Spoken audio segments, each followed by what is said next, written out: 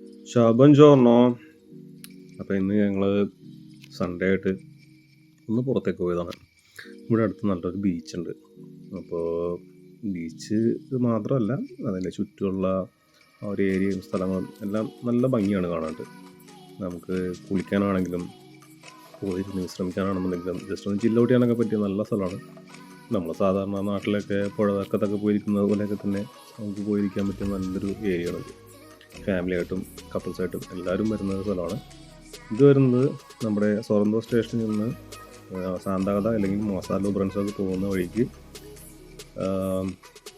ഒരു 10 മിനിറ്റേ ഉള്ളൂ. സൊറന്തോ സ്റ്റേഷനിൽ നിന്ന് ഈ പറയുന്ന സ്ഥലത്തേക്ക് 10-15 മിനിറ്റ് മാക്സിമം. ഇതിൻ്റെ പേര് വന്നിട്ട് ബാനി ജിയോവാനി റെജീന എന്ന് പറയുന്നതാണ് ഈ സ്ഥലത്തിൻ്റെ പേര്. ഒരു ബീച്ച് ഏരിയയാണ്, നല്ലൊരു സ്ഥലമാണ്. ഫാമിലിയായിട്ടും കപ്പിൾസായിട്ടും ഫ്രണ്ട്സായിട്ടൊക്കെ പോയിട്ട് ചില്ല് ഔട്ട് ചെയ്യാൻ പറ്റിയ നല്ലൊരു സ്ഥലമാണ്.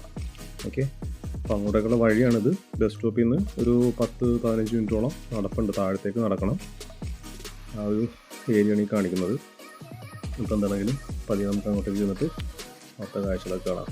ഓക്കെ, ഞാനും എൻ്റെ വൈഫും കൂടിയാണ് ഞങ്ങൾ പോയത്. രണ്ടുപേരും പോയത്. ഞങ്ങളവിടെ ചെന്നപ്പോഴേക്കും അത്യാവശ്യം നല്ല ക്രൗഡ് ഉണ്ടായിരുന്നു.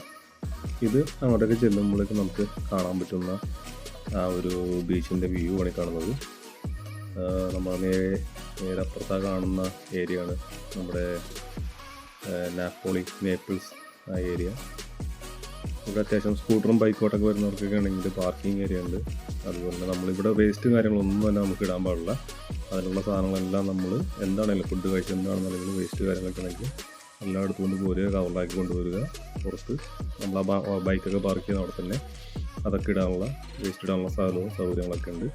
മാക്സിമം എന്താ പറയുക, വൃത്തികേടാക്കാതിരിക്കുക. പ്രത്യേകിച്ച് അറിയാമല്ലോ, എന്തെങ്കിലും കുടിക്കുകയൊക്കെ ചെയ്തിട്ടുണ്ടെങ്കിൽ നമ്മൾ മാക്സിമം എങ്ങനെയൊക്കെ വലിച്ചെറിഞ്ഞിട്ട് പോകുന്ന ആൾക്കാരാണ് നമ്മുടെ സ്വഭാവം. അപ്പോൾ പറ്റുന്നതും നല്ലപോലെ തന്നെ വൃത്തിയായിട്ട് സൂക്ഷിക്കാൻ നോക്കുക. അത് ചെയ്യുന്നത് ആരെങ്കിലും ഇവിടെ കാണാനിടയായിട്ടുണ്ടെങ്കിൽ, വൃത്തികേടാക്കുന്ന ആരെങ്കിലും കാണാനിടയായി കഴിഞ്ഞാൽ നല്ല ഫൈനായിരിക്കും. ഓക്കെ, ഈ കാണുന്നുണ്ടല്ലേ, നല്ല ഭംഗിയാണ്, നല്ല വ്യൂ ആണ്. ഈ കാണുന്ന ഇത്രയും ഹൈറ്റിൽ നിന്നൊക്കെ വരെ ആളുകൾ കടലിൽ ഇറങ്ങി കുളിക്കാറുണ്ട്. പക്ഷെ അതൊന്നുമല്ല അതിൻ്റെ ഹൈലൈറ്റ്. നല്ല ഒരു അടിപൊളി ഒരു വ്യൂ ഉണ്ട്. ഇപ്പോൾ ഞാൻ കാണിച്ചു തരാം. ജസ്റ്റ് നടന്ന് നേരെ താഴത്തേക്ക് ചെല്ലുമ്പോൾ ഒരു കൽപ്പട പോലെയാണ്. ഇറങ്ങി താഴത്തേക്ക് സ്റ്റെപ്പ് ഇറങ്ങി ചെല്ലുമ്പോൾ നമുക്ക് കാണാൻ പറ്റും. നല്ലൊരു എന്താ പറയുക, നമുക്ക് എല്ലാവർക്കും ഫാമിലിയായിട്ടൊക്കെ ആണെങ്കിൽ കുട്ടികളായിട്ടൊക്കെ ഇടയ്ക്ക് പോയിരുന്ന് കുളിക്കാനും എല്ലാത്തിനുമായിട്ടൊക്കെയുള്ള ഒരു സൗകര്യമുള്ളൊരു ഏരിയയാണ്. കുറച്ച് ശ്രദ്ധിച്ചു വേണം നടക്കാണ്ട്, കാരണം പാറക്കെട്ടും അതുപോലുള്ള സംഭവങ്ങളൊക്കെയാണ് അടുത്തായിട്ടൊക്കെ. ചെറിയ ഇറക്കമായതുകൊണ്ട് തന്നെ ചെറിയൊരു സ്ലിപ്പറി ആയിരിക്കും. അപ്പോൾ കണ്ടില്ലേ, എൻ്റെ വൈഫ് ചെറുതായിട്ടൊന്ന് പേടിച്ച് സൂക്ഷിച്ചൊക്കെയാണ് ഇറങ്ങാൻ തോന്നുന്നത്. കാരണം ചെറിയ കല്ലുകളും ഇളം കല്ലുകളും അതുപോലുള്ള സംഭവങ്ങളൊക്കെ ഇരിക്കും. അപ്പോൾ ശ്രദ്ധിച്ചൊക്കെയാണ് ഇറങ്ങാനും അങ്ങോട്ടേക്ക് പോകാനൊക്കെ ആയിട്ട്. ഇതെല്ലാം അങ്ങോട്ടേക്കുള്ള വഴി തന്നെയാണ്. പല പല വഴികളുണ്ട്. 1-2 പ്രാവശ്യം പോയി കഴിയുമ്പോഴേക്കും നമുക്ക് ഏകദേശം മനസ്സിലാവും ഏതിലാണ് എങ്ങോട്ടാണ് പോകേണ്ടതെന്നുള്ളത്. കുളിക്കുന്നതിനായിട്ട് മെയിനായിട്ട് ഉള്ളൊരു ചെറിയൊരു പോണ്ട് പോലത്തെ ഒരു ഏരിയയാണ് ഇവിടെ അടുത്ത് ഞങ്ങൾ ആദ്യമേ ചെന്നത്. അവിടെ നിന്ന് നമുക്ക് പിന്നെ അപ്പുറത്ത് കുറച്ചുകൂടി വിശാലമായിട്ടുള്ള രീതിയിലുള്ള ഒരു വലിയൊരു ബീച്ച് കൂടിയുണ്ട്. അങ്ങോട്ടേക്ക് പോകാൻ പറ്റും.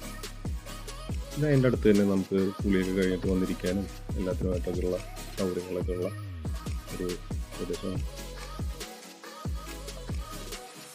രണ്ടാമത്തെ ആ ഒരു ബീച്ച് ഏരിയയിൽ ഞാൻ ജസ്റ്റ് ഒന്ന് കാണിച്ചു തരാം, അതിൻ്റെ വ്യൂ ഒന്ന് കാണിച്ചു തരാം.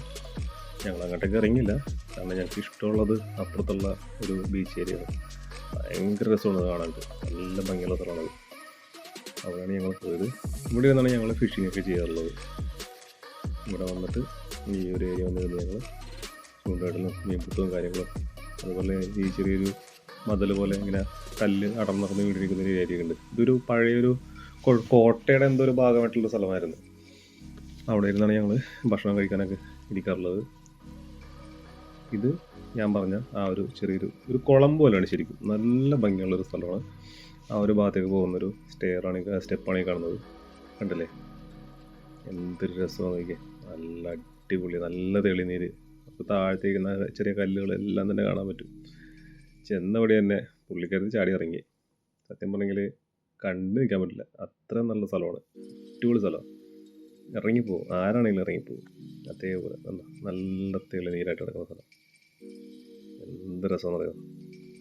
അപ്പം എന്താണെങ്കിലും ഈ ഒരു എസ്താത്ത, അതായത് നമ്മൾ ഈ ഒരു ചൂട് തുടങ്ങുന്ന സമയത്ത് എല്ലാവരും തന്നെ വന്ന് എൻജോയ് ചെയ്യുന്നൊരു സ്ഥലമാണിത്.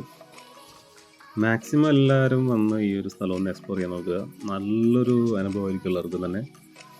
അതുപോലെ തന്നെ വരുമ്പോൾ മാക്സിമം ഫുഡ്, വെള്ളം എന്തെങ്കിലുമൊക്കെ ഉണ്ടെന്നുണ്ടെങ്കിൽ കൊണ്ടുവരാൻ നോക്കുക.